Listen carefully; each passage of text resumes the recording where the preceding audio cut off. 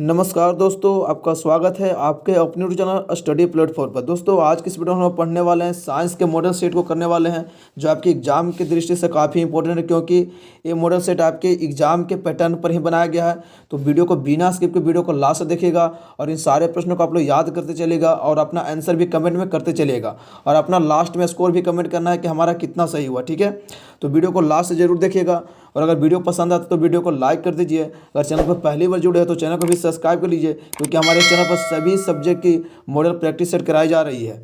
तो चलिए आज की वीडियो को शुरू करते हैं, जिसमें हमारा सबसे पहला प्रश्न है, किसी दर्पण की फोकस दूरी ऋणात्मक होती है। अब हमें बताना है कि किस दर्पण की फोकस दूरी ऋणात्मक होती है। हमारा ऑप्शन दिया हुआ समतल दर्पण, अवतल दर्पण, उत्तल दर्पण या इनमें से कोई नहीं। तो हमारा राइट ऑप्शन क्या हो जाएगा? ऑप्शन बी इसका बिल्कुल सही जवाब हो जाएगा। अवतल दर्पण की फोकस दूरी ऋणात्मक होती है। ठीक है, तो चलिए हम अगले प्रश्न की ओर बढ़ते हैं। हमारा 2 नंबर प्रश्न पूछा गया है कि दर्पण की फोकस दूरी एफ और वक्रता त्रिज्या आर में क्या संबंध है। तो बताना है कि दर्पण की फोकस दूरी एफ और वक्रता त्रिज्या आर में क्या संबंध है। तो हमारा ऑप्शन दिया हुआ एफ बराबर आर, एफ बराबर r/2 या एफ बराबर 2r या एफ बराबर 3/2r। तो हमारा राइट ऑप्शन हो जाएगा ऑप्शन बी। क्या होता है? एफ बराबर r/2 होता है। आप लोग को याद रखना होगा कि एफ और आर में यही संबंध होता है कि एफ बराबर r/2 बिल्कुल सही जवाब हो जाएगा। अगला प्रश्न है 3 नंबर कि समान दृष्टि के लिए अस्पष्ट दृष्टि की न्यूनतम दूरी कितनी होती है। तो समान दृष्टि के लिए अस्पष्ट दृष्टि की न्यूनतम दूरी कितनी होती है। तो हमारा राइट ऑप्शन हो जाएगा ऑप्शन बी 25 सेंटीमीटर। क्या होती है? 25 सेंटीमीटर होती है अस्पष्ट दृष्टि की न्यूनतम दूरी। तो आप लोग याद रखिएगा कितना होता है? 25 सेंटीमीटर। ठीक है, तो चलिए हम अगले प्रश्न की ओर बढ़ते हैं। हमारा अगला प्रश्न है 4 नंबर कि श्वेत प्रकाश का कौन सा रंग किसी प्रिज्म से गुजरने के पश्चात सबसे कम झुकता है। बताना कि श्वेत प्रकाश का कौन सा रंग किसी प्रिज्म से गुजरने पर सबसे कम झुकता है। तो हमारा ऑप्शन दिया हुआ बैगनी, नीला, लाल या पीला। तो राइट ऑप्शन हमारा सी हो जाएगा, लाल रंग है जो सबसे कम झुकता है। ठीक है, तो चलिए हमारा अगला प्रश्न है 5 नंबर कि मानव आँख की रेटिना द्वारा बनाई गई छवि कैसा होता है। अब बताना है कि मानव आँख की रेटिना द्वारा बनाई गई छवि कैसी होती है। आभासी और सीधा, वास्तविक और सीधा, आभासी और उल्टा और वास्तविक और सीधा। तो राइट ऑप्शन हमारा बी हो जाएगा, वास्तविक और सीधा होती है मानव आँख के रेटिना द्वारा बनाई गई छवि। तो चलिए हमारा अगला प्रश्न है 6 नंबर, आकाश का रंग नीला क्यों प्रतीत होता है। अब बताना है आपको कि आकाश का रंग नीला क्यों प्रतीत होता है। हमारा ऑप्शन दिया हुआ है प्रकाश के प्रवर्तन के कारण, प्रकाश के प्रकीर्णन के कारण, प्रकाश के अपवर्तन के कारण या इनमें से कोई नहीं। तो राइट ऑप्शन हमारा बी हो जाएगा, प्रकाश के प्रकीर्णन के कारण आकाश का रंग नीला प्रतीत होता है। ठीक है, आप लोग को याद रखना। ठीक है, चलिए हमारा अगला प्रश्न है 7 नंबर कि किस दर्पण से वस्तु का प्रतिबिंब बड़ा बनता है। तो किस दर्पण से वस्तु का प्रतिबिंब बड़ा बनता है। ऑप्शन दिया समतल दर्पण, अवतल दर्पण, उत्तल दर्पण या इनमें से कोई नहीं। तो राइट ऑप्शन हमारा बी हो जाएगा, अवतल दर्पण से वस्तु का प्रतिबिंब बड़ा बनता है। तो चलिए हम अब अगले प्रश्न की ओर बढ़ते हैं। हमारा 8 नंबर प्रश्न पूछा गया है कि निम्नलिखित में से कौन सा लेंस निकट दृष्टि दोष को ठीक करने के लिए उपयोग किया जाता है। तो निकट दृष्टि दोष को दूर करने के लिए कौन सा लेंस का उपयोग किया जाता है। तो राइट ऑप्शन हमारा सी हो जाएगा, अवतल लेंस। क्या हो जाएगा? अवतल लेंस का उपयोग किया जाता है निकट दृष्टि दोष को दूर करने के लिए। तो चलिए हमारा अगला प्रश्न है 9 नंबर, जिसमें पूछा गया है कि निम्नलिखित में से कौन सा उपकरण विद्युत धारा की उपस्थिति दर्शाता है। बताना कि कौन से उपकरण है जो विद्युत धारा की उपस्थिति को दर्शाता है। ऑप्शन दिया है गैल्वेनोमीटर, मोटर, जनरेटर या वोल्ट मीटर। तो राइट ऑप्शन हमारा ए हो जाएगा, गैल्वेनोमीटर। क्या हो जाएगा? गैल्वेनोमीटर। तो चलिए हमारा अगला प्रश्न है 10 नंबर कि दाएं हाथ के अंगूठे के नियम को किसने प्रतिपादित किया। तो दाएं हाथ के अंगूठे के नियम को किसने प्रतिपादित किया। तो हमारा राइट ऑप्शन हो जाएगा ऑप्शन डी, मैक्सवेल ने। क्या हो जाएगा? मैक्सवेल ने दाएं हाथ के अंगूठे के नियम को प्रतिपादित किया था। तो चलिए हम अगले प्रश्न की ओर बढ़ते हैं 11 नंबर, जिसमें पूछा गया है कि विभवांतर का एसआई मात्रक क्या होता है। तो विभवांतर का एसआई मात्रक बताना है। हमारा ऑप्शन दिया वोल्ट होता है, ओम, एम्पियर या कूलम। तो राइट ऑप्शन हमारा ए हो जाएगा, विभवांतर का एसआई मात्रक वोल्ट होता है। ठीक है, तो चलिए हम अगले प्रश्न की ओर बढ़ते हैं। 12 नंबर प्रश्न पूछा गया है कि निम्नलिखित में से किस संयोजन द्वारा प्रतिरोध का मान बढ़ता है। तो निम्नलिखित में से किस संयोजन के द्वारा प्रतिरोध का मान बढ़ता है। तो राइट ऑप्शन हमारा ए हो जाएगा, श्रेणी क्रम संयोजन के द्वारा प्रतिरोध का मान क्या हो जाता है? बढ़ जाता है। तो आप लोग याद रखिएगा, ठीक है। तो चलिए हमारा अगला प्रश्न है कि चुंबकीय बल रेखा की प्रकृति कैसी होती है। चुंबकीय बल रेखा की प्रकृति कैसी होती है? काल्पनिक, वास्तविक, वास्तविक एवं काल्पनिक दोनों, या इनमें से कोई नहीं। तो राइट ऑप्शन हमारा सी हो जाएगा, वास्तविक एवं काल्पनिक दोनों होती है चुंबकीय बल रेखा की प्रकृति। तो चलिए हम अगले प्रश्न की ओर बढ़ते हैं। 14 नंबर प्रश्न पूछा गया है कि 1 किलोवाट घंटा किसके बराबर होता है। तो 1 किलोवाट घंटा किसके बराबर होता है? तो हमारा राइट ऑप्शन क्या हो जाएगा? तो हमारा राइट ऑप्शन हो जाएगा ऑप्शन सी, 3.6 गुना 10 के पावर 6। क्या लिखा हुआ? 3.6 गुना 10 के पावर 6 जूल के बराबर होता है 1 किलोवाट घंटा। तो आप लोग याद रखिएगा, ठीक है। तो चलिए हम अगले प्रश्न की ओर बढ़ते हैं। 15 नंबर प्रश्न, जिसमें पूछा है कि नवीकरणीय ऊर्जा का स्रोत क्या है।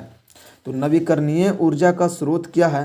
हमारा ऑप्शन दिया, नाभिकीय ऊर्जा, सौर ऊर्जा, कोयले से प्राप्त ऊर्जा, या प्राकृतिक गैस से प्राप्त ऊर्जा। तो राइट ऑप्शन हमारा बी हो जाएगा, सौर ऊर्जा है जो एक नवीकरणीय ऊर्जा का स्रोत है। क्या हो जाएगा? सौर ऊर्जा, बिल्कुल सही जवाब हो जाएगा।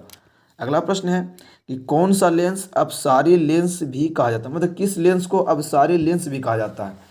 तो किस लेंस को अपसारी लेंस कहा जाता है? तो राइट ऑप्शन हमारा ए हो जाएगा, अवतल लेंस को अपसारी लेंस भी कहा जाता है। क्या हो जाएगा? अपसारी। अपसारी लेंस किसे कहते हैं? अवतल लेंस को। और उत्तल लेंस को क्या कहते हैं? तो उत्तल लेंस को कहा जाता है अभिसारी। तो आप लोग ये दोनों को याद रखिएगा, अभिसारी लेंस किसे कहते हैं? तो उत्तल लेंस को, अपसारी पूछेगा तो अवतल लेंस को। तो चलिए हम अगले प्रश्न की ओर बढ़ते हैं। अब पूछा गया हमसे कि प्रकाश का प्राथमिक वर्ण कौन है। तो प्रकाश का प्राथमिक वर्ण कहने का मतलब होता है कि प्रकाश का प्राथमिक रंग कौन कौन सा होता है। तो लाल, नीला, हरा, इसमें से उपयुक्त में से सभी इसका बिल्कुल सही जवाब हो जाएगा ऑप्शन डी, क्योंकि लाल, हरा, नीला तीनों है जो प्राथमिक रंग का उदाहरण है। तो आप लोग याद रखिएगा, उपयुक्त में से सभी इसका राइट ऑप्शन हो जाएगा। अगला प्रश्न है 18 नंबर, निम्नलिखित में से कौन नेत्र का रंगीन भाग होता है। तो बताना कि निम्नलिखित में से कौन है जो नेत्र का रंगीन भाग होता है? कॉर्निया, पुपिल, रेटिना, या आइरिस। तो राइट ऑप्शन हमारा डी हो जाएगा, आइरिस है जो आइरिस है जो नेत्र का रंगीन भाग होता है। अगला प्रश्न है 19 नंबर कि 1 HP बराबर कितना होता है। मतलब 1 HP कहने का मतलब है कि एक अश्व शक्ति, इसे हिंदी में बोलते हैं अश्व शक्ति, हॉर्स पावर। तो एक अश्व शक्ति बराबर कितना होता है, कितना वाट होता है? तो आप लोग को याद रखना होगा 746 वाट। ऑप्शन है इसका बिल्कुल सही जवाब हो जाएगा। एक अश्व शक्ति बराबर यानी 1 HP बराबर कितना होता है? तो 746 वाट, ठीक है। तो चलिए हम अगले प्रश्न की ओर बढ़ते हैं। 20 नंबर प्रश्न में पूछा गया हमसे कि विशालक शीशा होता है। विशालक शीशा मतलब कहने का मतलब है कि मैग्नीफाई ग्लास होता है जो किस लेंस का होता है। तो मैग्नीफाई ग्लास किस लेंस का बना होता है? तो हमारा राइट ऑप्शन क्या हो जाएगा? ऑप्शन बी इसका बिल्कुल सही जवाब हो जाएगा। क्या उत्तल लेंस का बना होता है मैग्नीफाई ग्लास यानी विशालक शीशा। तो चलिए हम अगले प्रश्न की ओर बढ़ते हैं। पूछा जा रहा हमसे अगला प्रश्न में कि जब किसी चालक तार से विद्युत धारा प्रवाहित होती है तो गतिशील कण कौन सा होता है। तो जब भी किसी चालक तार से विद्युत धारा प्रवाहित होती है तो गतिशील कण हमारा क्या होता है? तो राइट ऑप्शन हमारा डी हो जाएगा, गतिशील कण हमारा इलेक्ट्रॉन होता है। क्या होता है? इलेक्ट्रॉन हमारा गतिशील कण होता है। तो चलिए हम अगले प्रश्न की ओर बढ़ते हैं। अब हमारा अगला प्रश्न है 22 नंबर। पूछा जा रहा है हमसे इसमें कि एम्पियर घंटा किसका मात्रक है। तो एम्पियर घंटा है जो किसका मात्रक है? ऑप्शन दिया, शक्ति का, आवेश का, ऊर्जा का, या इनमें से कोई नहीं। तो एम्पियर घंटा होता है हमारा आवेश का ऐसा मात्रक होता है। क्या होता है? आवेश का ऐसा मात्रक होता है एम्पियर घंटा। तो आप लोग इसे याद रखिएगा, ठीक है। चलिए हमारा अगला प्रश्न है कि निम्नलिखित में से कौन सा मात्रक वाट के बराबर होता है। बताना कि निम्नलिखित में से कौन सा मात्रक है जो बिल्कुल वाट के बराबर होता है। ऑप्शन दिया, जूल प्रति सेकंड, या जूल इंटू सेकंड, या सेकंड बटा जूल। तो राइट ऑप्शन हमारा कौन सा हो जाएगा? तो हमारा राइट ऑप्शन हो जाएगा ऑप्शन ए, जूल प्रति सेकंड है जिसे हम वाट भी कहते हैं। क्या हो जाएगा? वाट भी से कहते हैं जूल प्रति सेकंड को। तो आप लोग इसे अच्छे से याद रखिएगा, ठीक है। और अगला प्रश्न है विद्युत धारा का मात्रक क्या होता है। तो विद्युत धारा का मात्रक क्या होता है आप लोग को बताना है, एम्पियर, वोल्ट, ओम या वाट। तो विद्युत धारा का मात्रक होता है एम्पियर। ऑप्शन ए इसका बिल्कुल सही जवाब हो जाएगा एम्पियर। तो चलिए हमारा अगला प्रश्न है 25 नंबर कि ग्लोबल वार्मिंग के लिए उत्तरदायी गैस कौन सा है। तो ग्लोबल वार्मिंग के लिए उत्तरदायी गैस कौन सा है? O2, NH3, CO2 या N2। तो राइट ऑप्शन हमारा क्या हो जाएगा? ग्लोबल वार्मिंग के लिए उत्तरदायी गैस होता है हमारा CO2। यहाँ पर ऑप्शन ए बिल्कुल गलत दिया हुआ है, यहाँ पर CO2 होना चाहिए। ऑप्शन सी इसका बिल्कुल सही जवाब हो जाएगा, ऑप्शन सी ही होगा। CO2 है जो ग्लोबल वार्मिंग के लिए उत्तरदायी गैस होता है। तो आप लोग इसे याद रखिएगा, ठीक है। तो चलिए हम अगले प्रश्न की ओर बढ़ते हैं। हमसे पूछा गया अगला प्रश्न में कि शरीर में भोजन का पचना किस प्रकार की अभिक्रिया है। तो शरीर में भोजन का पचना किस प्रकार की अभिक्रिया है, तो राइट ऑप्शन हमारा क्या हो जाएगा, ऑप्शन सी विस्थापन अभिक्रिया। क्या हो जाएगा, विस्थापन अभिक्रिया इसका बिल्कुल सही जवाब हो जाएगा। चलिए हमारा अगला प्रश्न है कि कली चूना पर जब जल डाला जाता है तब अभिक्रिया होती है। तो जब कली चूना पर जल डाला जाएगा तो अभिक्रिया क्या होगी, ऊष्माक्षेपीय अभिक्रिया, ऊष्माशोषीय अभिक्रिया या विस्फोटक अभिक्रिया। तो राइट ऑप्शन हमारा ए हो जाएगा, ऊष्माक्षेपीय अभिक्रिया होती है जब कली चूना पर जल को डाला जाता है तब, ठीक है। तो आप लोग इसे याद रखिएगा। चलिए हमारा अगला प्रश्न है कि निम्नलिखित में से कौन सबसे अधिक अभिक्रियाशील है। तो निम्नलिखित में से कौन सबसे अधिक अभिक्रियाशील है, ऑप्शन दिया हुआ है Cu, Hg, Ag या Au। तो राइट ऑप्शन हमारा ए हो जाएगा, कॉपर यानी Cu है जो सबसे अधिक क्रियाशील धातु इसमें से जो दिया गया है इसमें से है। चलिए हमारा अगला प्रश्न है 29 नंबर की चूना जल का रासायनिक सूत्र क्या होता है। चूना जल का रासायनिक सूत्र क्या हो जाएगा, CaO, CaCl2 या CaOCl2 या CaOH2। तो राइट ऑप्शन हमारा क्या हो जाएगा, ऑप्शन डी CaOH2। क्या होता है, CaOH2 होता है हमारा चूना जल का रासायनिक सूत्र। तो आप इसे याद रखिएगा। चलिए हमारा अगला प्रश्न है 30 नंबर। तो अगर आपने 30 नंबर तक देखा है तो अभी तक अगर आपको वीडियो पसंद आ रहा है तो वीडियो को लाइक कर दीजिए।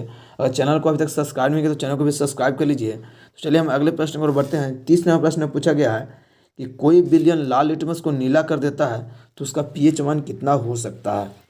तो जब कोई भी विलयन लाल लिटमस को नीला करता है तो उसका pH मान कितना हो जाएगा। तो राइट ऑप्शन हमारा ऑप्शन क्या हो जाएगा, डी हो जाएगा। क्या हो, डी मतलब ए और बी दोनों, मतलब 11 या 10 दोनों में से अगर कोई भी रहेगा तो लाल लिटमस को नीला कर देगा। क्योंकि जब भी कोई भी अगर विलयन को लाल लिटमस को अगर नीला करता है कोई भी विलयन तो हमारा क्या होता है, क्षार होता है। और क्षार का pH मान हमें 7 से जो भी ज़्यादा मान दिया रहता है ना वो हमारा क्षार का pH मान हो जाता है। तो ये दोनों 7 से ज़्यादा दिया हुआ है, इसलिए ए और बी दोनों सही दिया हुआ है, ठीक है। तो चलिए हमारा अगला प्रश्न है कि एल्काइन में कार्बन कार्बन के बीच कितने सहसंयोजक बंधन होते हैं। तो एल्काइन में बताना है कि कार्बन कार्बन के बीच कितने सहसंयोजक बंधन होते हैं।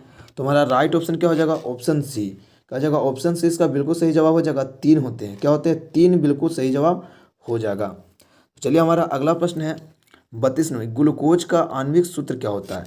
तो बताना है कि ग्लूकोज का आणविक सूत्र क्या होता है। तो हमारा राइट ऑप्शन क्या हो जाएगा, ऑप्शन इसका बिल्कुल सही जवाब हो जाएगा। ग्लूकोज का आणविक सूत्र होता है C6H12 और O6। यही हमारा होता है ग्लूकोज का आणविक सूत्र। तो चलिए हमारा अगला प्रश्न है 33 नंबर, जिसमें पूछा गया कि उच्च बसीय अम्लों के सोडियम लवण कहलाते हैं। उच्च बसीय अम्लों के सोडियम लवण क्या कहलाते हैं, साबुन, अपमार्जक, प्लास्टिक या रबड़। तो राइट ऑप्शन हमारा ए हो जाएगा, साबुन। तो जगह उच्च बसीय अम्लों को सोडियम लवण को क्या कहते हैं, साबुन कहते हैं। चलिए हमारा अगला प्रश्न है कि CHO अभिक्रियाशील मूलक को क्या कहते हैं। तो यहाँ पर दिया हुआ CHO अभिक्रियाशील मूलक को क्या कहा जाता है। हमारा ऑप्शन दिया एल्डिहाइड, एल्कोहल, कीटोन या इनमें से कोई नहीं। तो राइट ऑप्शन हमारा क्या हो जाएगा, ऑप्शन ए। CHO को बोला जाता है एल्डिहाइड। तो चलिए हमारा अगला प्रश्न है 35 नंबर, जिसमें पूछा कि आवर्त सारणी के किसी आवर्त में बाएं से दाएं जाने पर तत्वों की परमाणु त्रिज्या क्या होती है। तो आवर्त सारणी के किसी भी आवर्त में बाएं से दाएं जाना हमें है तो तत्वों की परमाणु त्रिज्या क्या होगी, घटती है या पहले घटती है और पुनः बढ़ती है या अपरिवर्तित रहती है या बढ़ती है। तो राइट ऑप्शन हमारा ए हो जाएगा, घटती है। परमाणु त्रिज्या क्या होती है, घटती है। तो चलिए हमारा अगला प्रश्न है कि निम्नलिखित तत्वों को उनके अधातु गुण के अनुसार बढ़ते क्रम में सजाएं। अब इसमें तत्व दिया हुआ क्या क्या, एक दिया हुआ LiOCBe और F। तीसरा हमें क्या सजाना है कि अधातु गुण के बढ़ते क्रम में। तो राइट ऑप्शन हमारा क्या हो जाएगा, ऑप्शन बी इसका हो जाएगा बिल्कुल सही जवाब। क्या हो जाएगा, पहले हो जाएगा लिथियम सबसे कम अधातु गुण, उसके बाद बेरियम, उसके बाद कार्बन, उसके बाद ऑक्सीजन और सबसे अधिक किसमें हो जाएगा, फ्लोरीन में सबसे अधिक अधातु गुण पाई जाती है। चलिए हमारा अगला प्रश्न है कि सिलिकॉन क्या है। क्या है, सिलिकॉन क्या है, धातु है, अधातु है या उपधातु है। तो राइट ऑप्शन हमारा सी हो जाएगा, सिलिकॉन एक प्रकार की उपधातु होती है। तो चलिए हमारा अगला प्रश्न है 38 नंबर कि निम्नलिखित में से कौन विद्युत धनात्मक तत्व है। तो निम्नलिखित में से कौन है जो विद्युत धनात्मक तत्व है? कार्बन, क्लोरीन, सोडियम या फास्फोरस। तो हमारा राइट ऑप्शन क्या हो जाएगा? ऑप्शन सी, सोडियम है जो एक विद्युत धनात्मक तत्व होता है। तो चलिए, तो हमारा अगला प्रश्न 39 नंबर, जिसमें पूछा गया है कि टिहरी बांध का निर्माण किस प्रदेश में किया गया। तो टिहरी बांध का निर्माण किस प्रदेश में किया गया है? उत्तर प्रदेश, उत्तराखंड, राजस्थान या बिहार। तो राइट ऑप्शन हमारा बी हो जाएगा, उत्तराखंड में टिहरी बांध का निर्माण किया गया है। अगला प्रश्न है 40 नंबर, निम्नलिखित में से किस धातु को किरोसिन में डुबाकर रखते हैं। तो बताना है किस धातु को किरोसिन में डुबाकर रखा जाता है। तो राइट ऑप्शन हमारा बी हो जाएगा, सोडियम को। क्या हो जाएगा? सोडियम धातु को किरोसिन में डुबाकर रखा जाता है। तो चलिए, हमारा अगला प्रश्न है। तो आई होप कि आपको ये वीडियो पसंद होगा, क्योंकि हम इस वीडियो में लगभग 40 प्रश्नों किए हैं और आपके एग्जाम में भी 40 प्रश्न को ही करना होता है। तो आप लोग बिल्कुल आपके एग्जाम के पैटर्न पर ही मॉडल सेट को बनाया गया था। तो अगर आपको और भी मॉडल सेट करना है तो हमारे इस चैनल को सब्सक्राइब करके इस चैनल से जुड़ जाए, क्योंकि हमारे चैनल पर सभी सब्जेक्ट की मॉडल सेट कराई जा रही है। तो अगर वीडियो पसंद है तो वीडियो को लाइक कर दीजिए और चैनल को अभी तक सब्सक्राइब नहीं किया तो चैनल को भी सब्सक्राइब कर लीजिए। चलिए दोस्तों, मिलते हैं अगली वीडियो में, तब तक के लिए जय हिंद, जय भारत।